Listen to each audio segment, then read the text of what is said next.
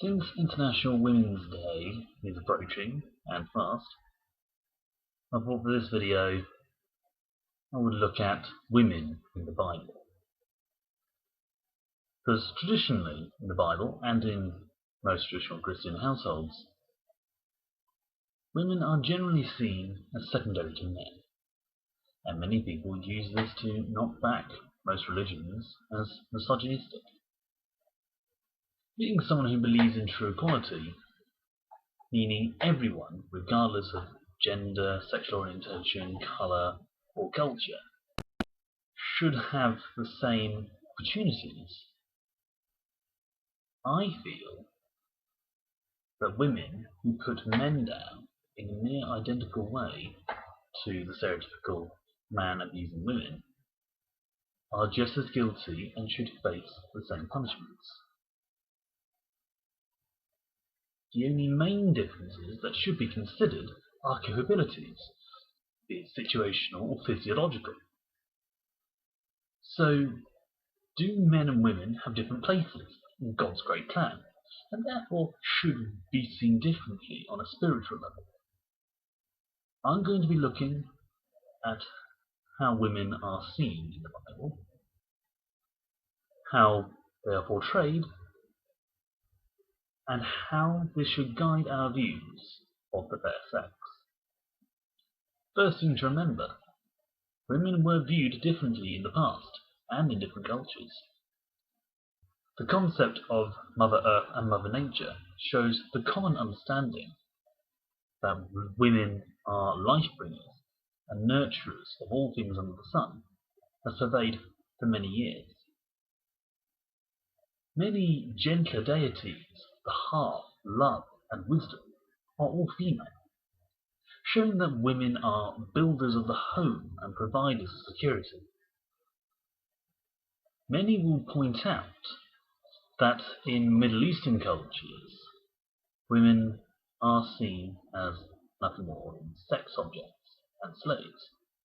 Certainly in the old days, girls were given away in marriage at tender ages and impregnated long before any of our modern cultures would say she was permitted to. The thing to remember here is, it's not the women who are being marginalised. It's strange enough the men. Many men are determined to ensure they have a pure, virtuous mother for their children, who would ensure the family grows and prospers for as long as possible. Since the death rate in those days was much higher, the moment a girl shows signs of being fertile, namely when they start menstruating, she is required to start raising the next generation and caring for it. If a man doesn't sire any children, his household falls and he is disgraced. Therefore they had to have a young bride who can provide for the children long into the future. And very valuable and very important in their society. The bride price is not necessarily buying a bride of sex, as it is showing the father a portion of what his daughter can possess, and heavily indicate the quality of life she and her family will have.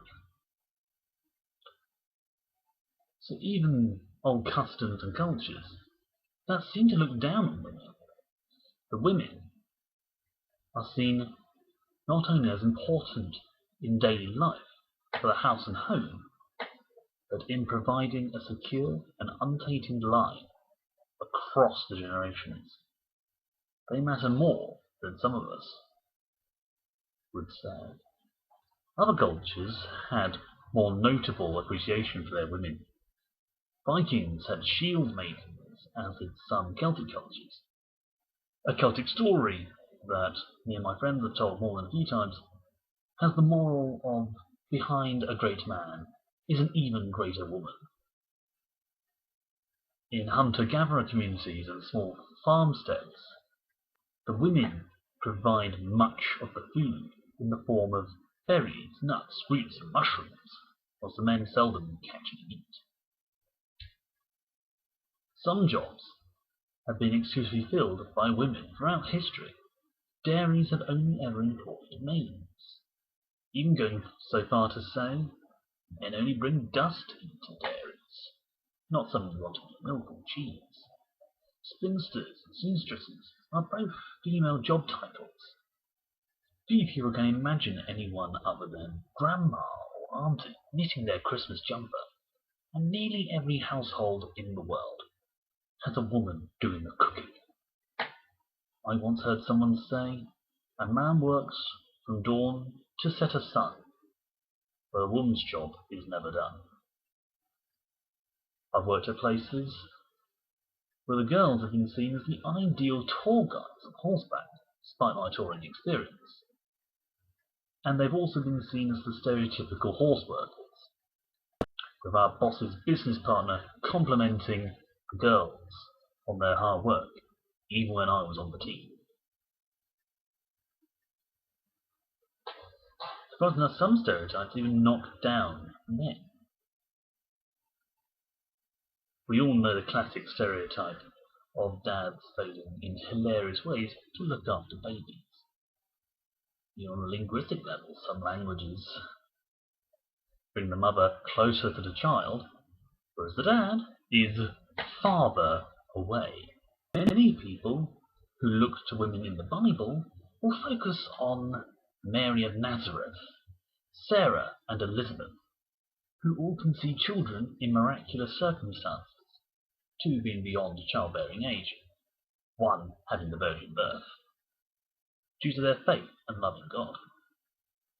Most of the women in the Bible that I'm recommended to emulate are those who submit to the will of God and are symbols of faithful living. Some, on the other hand, stand out because of their boldness and somewhat defiance of social norms. Esther stood strong and told her husband, the Persian king, of a plot to assassinate him.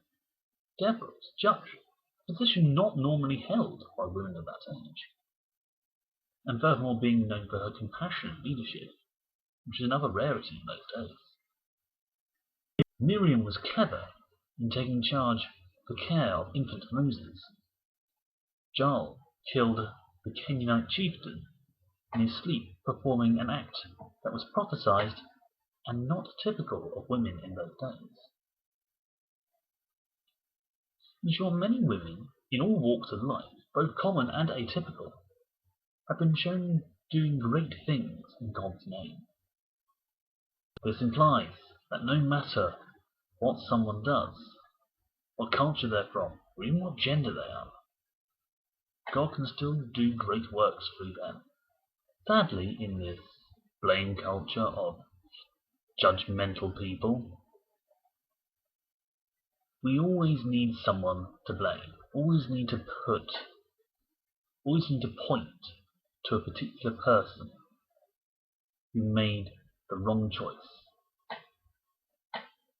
Eve is the first and greatest of these in the Bible.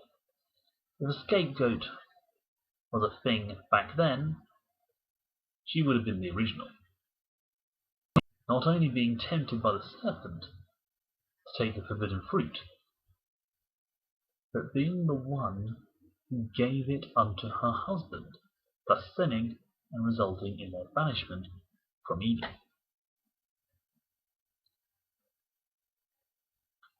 Other women of sinful persuasion who spring to mind include Jezebel, the violent and seductive follower of Baal, Delilah, and the wife of Lot, both of whom were more focused on material items than following the word of God.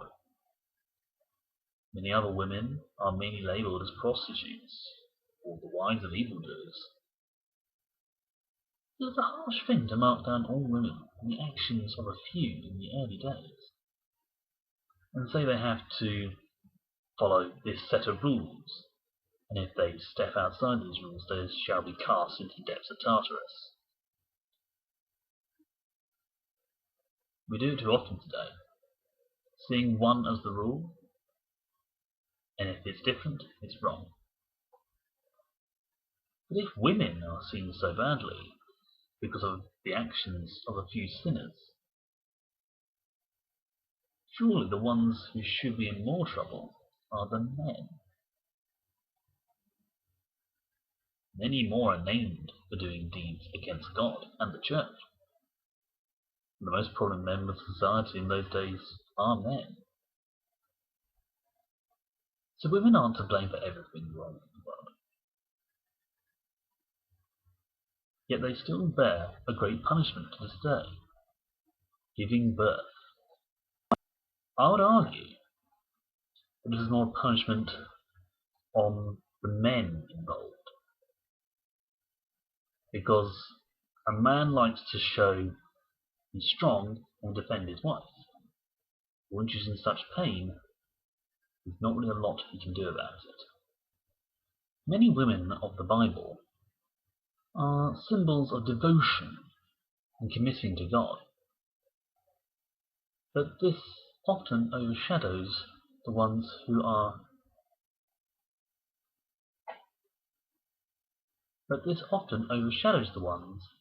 great influences, be it for good or for evil.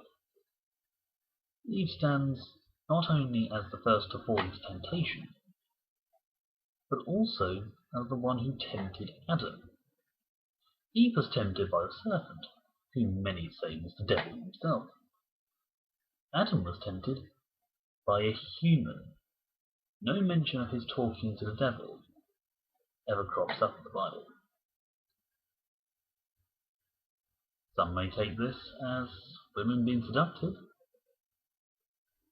but there's every reason to believe that man is more susceptible to being tempted to sin. Since prostitution has been mentioned many times in the Bible, it's obvious that it succeeds in drawing people in. No venture lasts that long without working. Yes, it indeed needs women to seduce men to sin while sinning themselves. But if men are the stronger sex, then he should be able to resist the charms of a woman. Yes, there are many influential men in the words of the Bible, Jesus himself being known for teaching by parables more than actions. But great women like Priscilla, Deborah, and Hannah were known for sharing their wisdom with the great prophets. And some were known as the first prophetesses. Despite being marked as secondary citizens, women made their voices heard in the houses of God. And because of that, they are stronger than most men, who are listened to as part of their duty. Throughout history, people have said women step out of line and cause trouble when they stand for what they believe in. Being seen as inferior to man makes their steps in the world more significant, however. It's well known that approximately 100 years ago, the suffragettes won the vote. Women took over positions in society that many men were opposed to. Newspaper editors, machinists, and eventually becoming members of Parliament. Notable figures throughout history stand out for being female, like Mother Teresa, Queen Victoria, Margaret Thatcher, and Boudica. Sisters of charitable orders, empresses of the realm, prime ministers, and rebellious queens. They have all achieved heights that outshine all women before them, and cast shadows on men who could reach those positions. Many would cite passages in the Bible that say women can't be higher than men in society. This may well be the case, though I haven't seen those passages personally, and been able to find them. But I've never heard anyone say that it says they can't ascend to positions higher than any man. This implies that God allows women to ascend to high positions that overlook men and gives them power over them. But no woman can occupy a place that man can't hold in his turn. This is true equality. No one can abuse power of position over others without having others standing in their place one day and looking down on them. They may stand out as a woman, but not because no man can hold their lofty place. Finally come to one thing, or two things, that is touched upon in the Bible, but not many people pay attention to. The references to equality in Genesis. First of all, when Adam was alone in the Garden of Eden, he couldn't find companionship amongst the animals of the earth. So God created Eve from one of Adam's ribs. It's important to remember this. The rib is a bone from the side of the body, close to the heart and under his arm. There are over 200 bones in the human body, some in higher places, many in lower ones. But the fact that the rib was chosen out of all the bones in the skeleton is significant. Being from the side means a woman's place is at a man's side, not higher or lower, but right next to him. Being close to the heart shows man should keep his woman near him, not push her down or away. Being under his arm means she is under his unconditional protection, not to be waved around like a trophy, beaten by his other hand, or left open to who knows what, but under a near constant guard that shouldn't be shifted. This also shows a woman has her place there, because she protects her man's heart, hears his breath, and keeps the vital parts of his body safe. She's not a foot bone to be trampled, nor a skull bone to be higher than the rest, but a rib that shields and protects the precious heart of man. Another reference is that of the Son of Man. This is one of the many names Jesus is known by. One of the very first times he's mentioned in the Bible, in early Genesis. And this is a bit of an odd one. Anyone who knows the Nativity story, or even hears Christmas carols, can tell you that Jesus was born of the Virgin Mary. The fact there was a virgin birth tells us that no man was involved in the creation of Christ.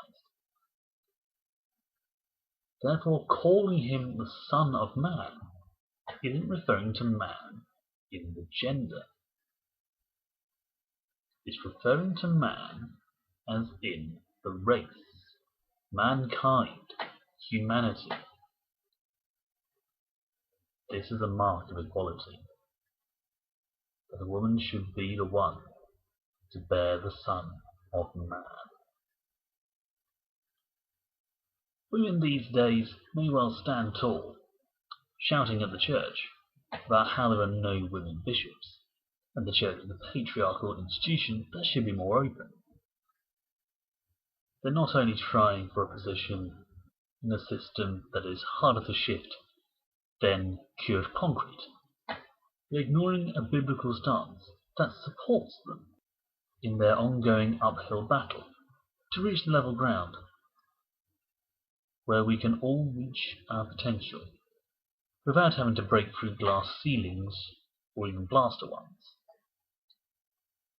I would say the only bad thing about it is when some of them won't start talking about it and just get on to prove that God has always seen women as strong and devoted followers and rewards them accordingly. But as a wise man once said, a man's job is whatever needs to be done. And sometimes it takes a woman to do it. And so it has always been in the eyes of God. If you want to see other ways that God sees people in the world, click subscribe. I do videos nearly every week. And if you know any feminists or just people that might like this video, by all means share it with them. Please do click the like button, because it does help the channel out a lot. And if you want to leave suggestions for future videos in the comments, please do. Thank you very much for joining me today, guys, and may God be with you.